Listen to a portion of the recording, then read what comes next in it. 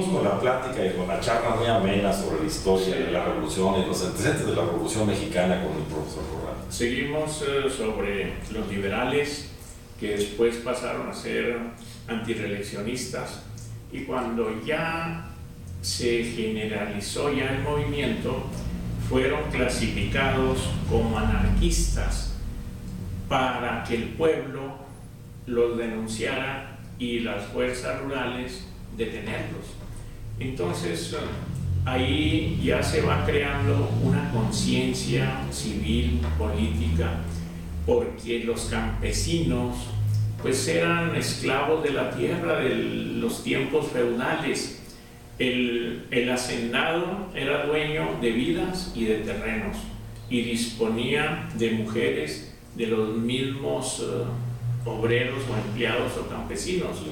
Tenían empeñada su vida en las tiendas de raya. Entonces hay muchos aspectos de ese tipo.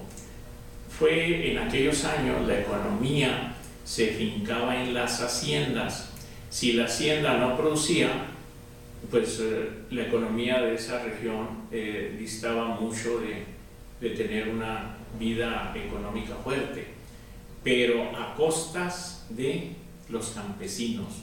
Se puede decir que desde los tiempos de la colonia hasta los tiempos de la revolución, el campesino vivía en las mismas condiciones. Y siguiendo ya con nuestro relato, vamos a hablar de las características de los líderes. Vamos a agarrar 3 líderes: Porfirio Díaz, Calles, Carranza, Madero y Villa, Obregón y Villa. Todos, la mayor parte, comenzando por Carranza, que son de los que se oponen. Para mí Carranza surge a la revolución con careta de revolucionario.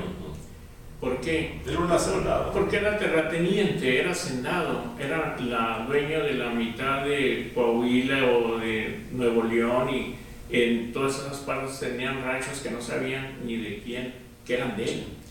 Además fue presidente municipal, fue diputado, fue gobernador, estuvo en todos los cargos públicos en el tiempo del porfiriato.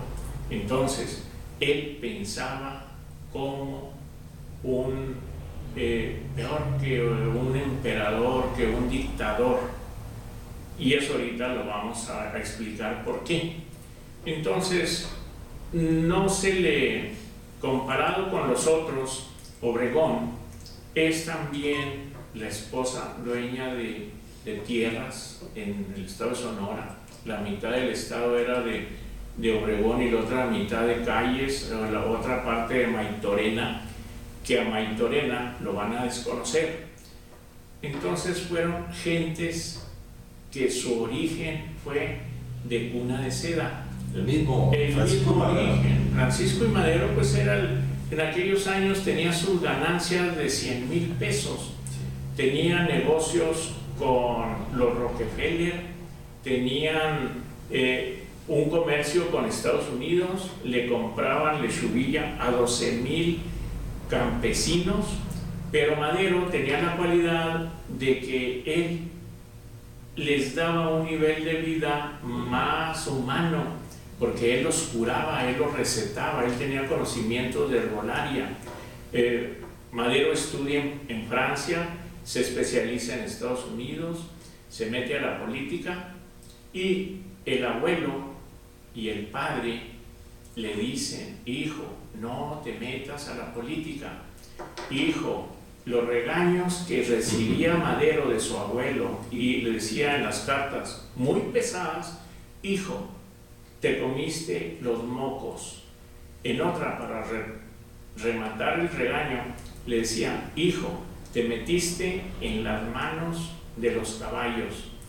Y vean ustedes, tenían razón, porque una vez que acaba Madero, queda sin ningún capital.